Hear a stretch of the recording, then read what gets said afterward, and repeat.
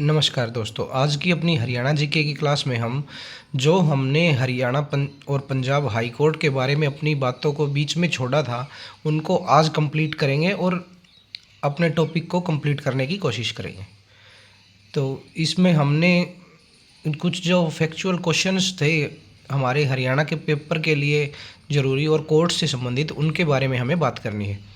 तो राज्य की प्रथम कचहरी की स्थापना की बात करें तो 1919 में झज्जर में हरियाणा राज्य की प्रथम कचहरी की स्थापना की गई थी। पृथ्वीराज चौहान की कचहरी की बात करें तो तोशाम की जो बारादरी है उसको पृथ्वीराज चौहान की कचहरी कहा जाता है। हरियाणा में प्रथम लॉ कॉलेज की बात करें तो पंचकुला में हरियाणा का प्रथम लॉ कॉलेज बनाया गया था।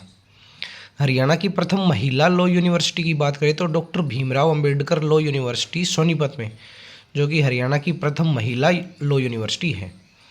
1955 में जब हमारा हाई कोर्ट चंडीगढ़ में स्थानांतरित हुआ, उस समय के चीफ जस्टिस के बारे में बात करें तो अमरनाथ भंडारी, जिनका कार्यकाल 1952 से 1959 तक रहा था, तो वही व्यक्ति 1955 में हमारे पंजाब एवं हरियाणा हाई कोर्ट के चीफ जस्टिस थे।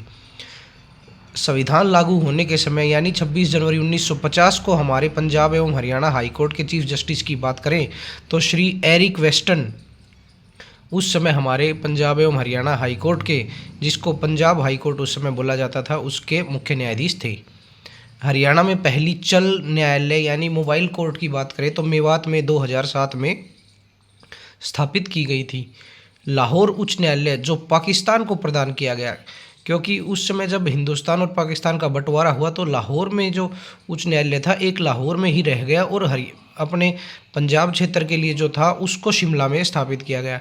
तो उस समय जो लाहौर उच्च न्यायालय था जो पाकिस्तान को प्रदान किया गया, उसके मुख्य न्यायाधीश की बात करें तो आज़ादी के समय अब्दुल राशिद जी उसके मुख्य न्यायाधीश थे। कई बार इस प्रकार के क्वेश्चंस भी पूछ लिए जाते हैं, तो हमें ये भी ध्यान रखना है, ये पाकिस्तान के प्रथम मुख्य न्यायाधीश रहे अब्दुल राशिद जी। 7वें संविधान संशोधन 1956 के तहत 2 या 2 से अधिक राज्यों और केंद्र शासित प्रदेशों के लिए एक ही साझा उच्च न्यायालय गठित करने का प्रावधान हमें प्रदान किया गया कि संसद द्वारा 2 या 2 से अधिक राज्यों और केंद्र शासित प्रदेशों के लिए एक ही साझा उच्च न्यायालय गठित किया जा सकता है। तो हमें यह भी ध्यान रखना है कि 7वें संविधान संशोधन 1956 के तहत ये शक्तियाँ संसद को प्रदान की गई। अंग्रेजों ने सर शादीलाल, जो कि हमारे प्रथम मुख्य न्यायाधीश थे पंजाब हाई कोर्ट के, उनको राय बहादुर की उपाधि भी प्रदान की गई थी। पंजाब हाई कोर्ट के चीफ जस्टिस सुधीर रंजन दास की बात करें तो सुधीर रंजन दास जी गुरु रविंद्रनाथ टैगोर के प्रथम 4 शिष्यों में से एक थे। तो ये फैक्ट भी हमें पेपर के लिए ध्यान रखना है, कहीं हमसे पूछ लिया जाए कि हमारे पंजाब हाई कोर्ट के कौन से चीफ जस्टिस गुरु रविंद्रनाथ टैगोर के प्रथम शिष्यों में से एक थे, तो सुधीर रंजन दास जी वो व्यक्ति थे। सुधीर रंजन दास जी जो थे उन्होंने डॉक्टर राजेंद्र प्रसाद को राष्ट्रपति पद की शपथ दिलाई थी चीफ जस्टिस ऑफ इंडिया की हैसियत से। जब दूसरी बार डॉक्टर राजेंद्र प्रसाद राष्ट्रपति बने थे तो वो निर्वाचित राष्ट्रपति उस समय हुए थे, तो उनको सुधीर रंजन दास ने राष्ट्रपति पद की शपथ दिलाई थी। हमारे लिए याद करना इसलिए ज़रूरी है क्योंकि ये हमारे पंजाब हाई कोर्ट के चीफ जस्टिस रह चुके हैं। आगे देखते हैं कि महात्मा गांधी जी की हत्या के केस में जो सुनवाई हुई थी, जस्टिस गोपाल दास खोसले, जो कि हमारे पंजाब हाई कोर्ट के मुख्य न्यायाधीश थे, उन्होंने नाथूराम गोडसे को फांसी की सज़ा सुनाई थी और ये शिमला हाई कोर्ट में सुनाई गई थी। गोपाल दास खोसला की अध्यक्षता में पहली बार फिल्मों पर सेंसरशिप पर जांच समिति बनी थी। तो हमारे लिए ये ध्यान रखना है कि हमारी पंजाब हाई कोर्ट के किस मुख्य न्यायाधीश की अध्यक्षता में पहली बार फिल्मों पर सेंसरशिप के जांच हेतु समिति बनाई गई थी, तो गोपाल दास खोसला जी उनका नाम है। भारत में सेवा करने वाले अंतिम ब्रिटिश न्यायाधीश की बात करें तो सर डोनाल्ड फॉलशो हमारे पंजाब हाई कोर्ट के ही मुख्य न्यायाधीश थे, जो कि भारत में सर्विस करने वाले अंतिम ब्रिटिश न्यायाधीश थे। तो ये भी हमें ध्यान रखना है कि कौन अंतिम ब्रिटिश न्यायाधीश थे और वो उन्होंने किस हाई कोर्ट में अपनी सर्विस की थी। भारत में सेवा करने वाले ब्रिटिश मूल के अंतिम न्यायाधीश की बात करें तो विलियम ब्रूम जो थे वो ब्रिटिश मूल के अंतिम न्यायाधीश थे, परंतु उन्होंने भारतीय नागरिकता प्राप्त कर ली थी 1984 के सिख विरोधी दंगों की बात करें तो उनकी जांच हेतु न्यायमूर्ति नरुला समिति जो थी वो रणजीत सिंह नरुला जो हमारे चीफ जस्टिस रहे हैं उनकी अध्यक्षता में बनी थी दिसंबर 1993 में। तो अगर हमारे पेपर में पूछ लिया जाता है कि पंजाब हरियाणा हाई कोर्ट के किस मुख्य न्यायाधीश की अध्यक्षता में सिख विरोधी दंगों हेतु समिति की स्थापना की गई थी, तो न्यायमूर्ति रणजीत सिंह नरुला की अध्यक्षता में बनाई गई थी और दिसंबर 1993 में यह समिति बनाई गई थी और 1984 के सिख दंगों की इसने जांच की थी। दोनों डेट हमें ध्यान रखनी है कि समिति कब बनी थी और दंगे कब हुए थे। जस्टिस देवी सिंह तेवतिया की बात करें तो जिनका सबसे छोटा कार्यकाल पंजाब एवं हरियाणा हाई कोर्ट में रहा है, उनका संबंध कोंडल गांव जो कि पलवल जिले में है वहां से उनका संबंध था। वीर स्वामी रामास्वामी की बात करें तो स्वतंत्र भारत में पहले न्यायाधीश थे जिनके खिलाफ निष्कासन यानी महाभियोग की कार्यवाही शुरू की गई थी, वो भी हमारी पंजाब एवं हरियाणा हाई कोर्ट से संबंधित रह चुके हैं। कोविड-19 की बात करें तो कोविड-19 के कारण हमारे पंजाब एवं हरियाणा हाई कोर्ट के पूर्व मुख्य न्यायाधीश अरुण बी शहरिया का निधन हुआ था। तो हमें ये ध्यान रखना है कि इस प्रकार के क्वेश्चन कई बार देखने को मिल जाते हैं कि हमारे पंजाब एवं हरियाणा हाई कोर्ट के किस मुख्य न्यायाधीश का निधन कोरोना महामारी के कारण हुआ, तो अरुण बी शहरिया उसमें हमारा आंसर रहेगा। जस्टिस विनोद कुमार राय जी की बात करें तो उन्होंने पंजाब एवं Haryana high court, Guwahati high court और सिक्किम हाई कोर्ट तीनों हाई कोर्ट्स के चीफ जस्टिस के पद पर कार्य किया है। तो ये भी हमें ध्यान रखना है अपने पेपर के लिए। पंजाब एवं हरियाणा हाई कोर्ट के पूर्व चीफ जस्टिस देवेंद्र कुमार जैन, जिनको डीके जैन भी बोला जाता है, उनको बीसीसीआई के लिए न्यायालय द्वारा नियुक्त पहले लोकपाल के रूप में भी जिम्मेवारी प्रदान की गई थी। तो हमारे पेपर में अगर पूछ लिया जाए कि पंजाब एवं हरियाणा हाई कोर्ट के कौन से मुख्य न्यायाधीश ने बीसीसीआई में जो न्यायालय द्वारा नियुक्त लोकपाल है उसके रूप में कार्य किया, तो देवेंद्र कुमार जैन इसका हमारा आंसर रहेगा। 2013 के आईपीएल की बात करें तो 2013 के आईपीएल में भ्रष्टाचार, सट्टेबाजी और स्पोर्ट फिक्सिंग की जांच हेतु 2014 में मुद्गल समिति बनाई गई थी, जिसका नेतृत्व हमारे पंजाब एवं हरियाणा हाई कोर्ट के पूर्व चीफ जस्टिस मुकुल मुद्गल ने किया था। तो अगर हमारे पेपर में पूछ लिया जाता है कि 2013 के आईपीएल में भ्रष्टाचार की जाँच हेतु हमारे पंजाब एवं हरियाणा हाई कोर्ट के किस मुख्य न्यायाधीश की अध्यक्षता में समिति बनाई गई, तो मुकुल मुद्गल हमें उसमें अपना आंसर करके आना है और 2014 में ये समिति बनाई गई थी। पंजाब एवं हरियाणा हाई कोर्ट के पूर्व मुख्य न्यायाधीश श्रीमान रंजन गोगोई जी की बात करें तो उनके पिता केशव चंद्र गोगोई जी असम के मुख्यमंत्री भी रहे थे। तो अगर हमारे पेपर में पूछ लिया जाता है कि हमारे पंजाब एवं हरियाणा हाई कोर्ट के किस मुख्य न्यायाधीश के पिता किसी राज्य के मुख्यमंत्री रहे हैं, तो केशव चंद्र गोगोई और रंजन गोगोई का नाम हमें जरूर ध्यान रखना है। रंजन गोगोई जो हैं पूर्वोत्तर भारत तथा असम से पहले चीफ जस्टिस ऑफ इंडिया भी बने थे।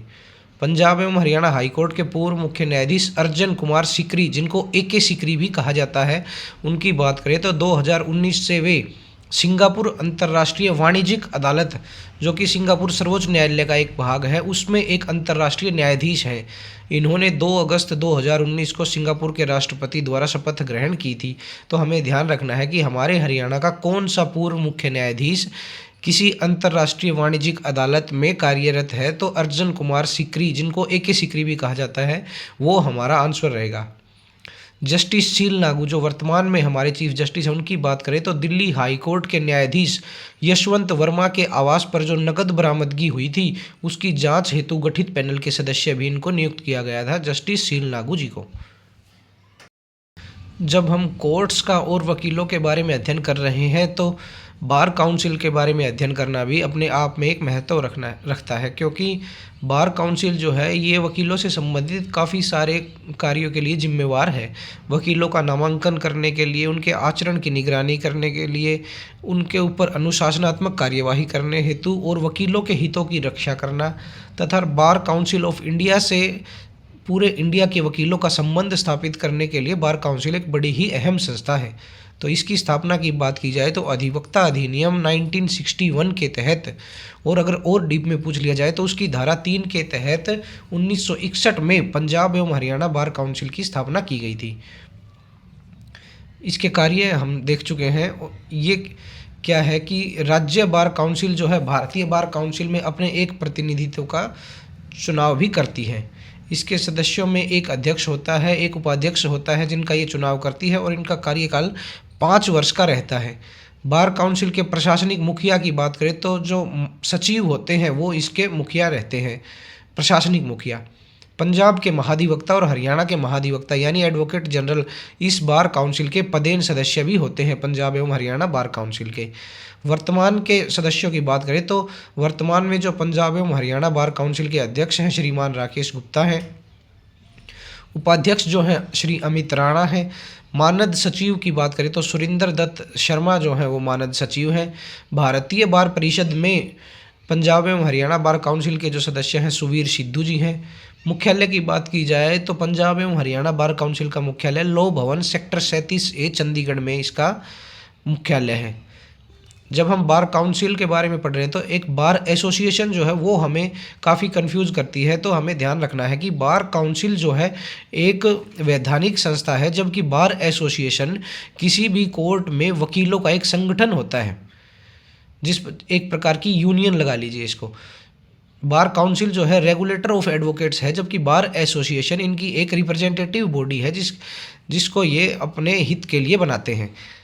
वकालत करने के लिए बार काउंसिल में नामांकन अनिवार्य है, ना कि बार एसोसिएशन में। तो ये हमने बार काउंसिल के बारे में जो भी चीज़ें हमारे पेपर के लिए इम्पोर्टेंट थी उनको देखा। अब हम जो special courts time to time स्थापित होते रहते हैं उनके बारे में और देखते हैं। पोक्सो कोर्ट्स जिनको बोला जाता है, जिन पोक्सो एक्ट जो है protection of child from sexual offence act 2012, उसके अंतर्गत जो न्यायालय हैं उनको हम सिंपल भाषा में पोक्सो कोर्ट्स बोल देते हैं। ये न्यायालय क्या करते हैं, ये महिला एवं बाल विकास विभाग के अधीन कार्य करते हैं और बाल पीड़ितों को न्याय प्रदान करते हैं। वर्तमान में हमारे हरियाणा में 18 fast track courts for POCSO acts कार्यरत हैं, जिनको हम फास्ट ट्रैक स्पेशल कोर्ट्स भी बोल देते हैं। पारिवारिक न्यायालय की बात करें तो पारिवारिक न्यायालय अधिनियम 1984 के तहत ये न्यायालय काम करते हैं और ये परिवार से संबंधित जो मुकदमेबाजी होती है उनको सुलझाने का काम करते हैं, ताकि उनको परिवारों के तरीके से ही निपटाया जा सके। हरियाणा की बात करें तो हरियाणा में वर्तमान में 26 पारिवारिक न्यायालय कार्यरत हैं।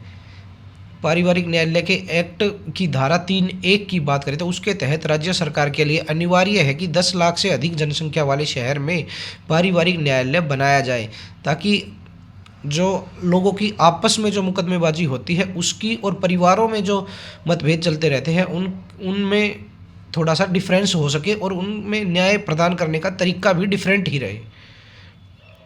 हमारे हरियाणा की महिला जज श्रीमती दया चौधरी जी की बात करें तो ये पंजाब एवं Haryana high court bar association की अध्यक्ष बनी थी और देश में किसी भी बार में पहली अध्यक्ष बनने वाली ये महिला थी दया चौधरी जी।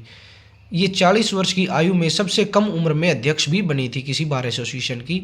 और दया चौधरी की बात करें तो ये भारत की पहली महिला सहायक सॉलिसिटर जनरल भी बनी थी। दया चौधरी की बात करें तो इनका संबंध हमारे पलवल ज़िले के बहीन गांव से है। तो ये हमने आज की हमारी वीडियो में हमारे हाई कोर्ट से रिलेटेड जो भी फैक्ट्स हमारे पेपर के लिए इम्पोर्टेंट थे उनको देखा और हमने कोर्ट से संबंधित तीनों वीडियोस में मिला करके हमने हमारे पेपर के लिए जो जो भी इम्पोर्टेंट हमें दिखाई दिया उनको सबको कवर किया। और इनके अलावा आपको और कोई भी डिटेल हाई कोर्ट से रिलेटेड जो दिखाई दे किसी भी सोर्स में उनको भी इन नोट्स में ऐड कीजिए और खूब मन लगा कर पढ़िए और अपने HSSC CET एग्ज़ाम की तैयारी खूब अच्छे से करिए। तो धन्यवाद दोस्तों, पढ़ते रहिए और खूब मेहनत करिए।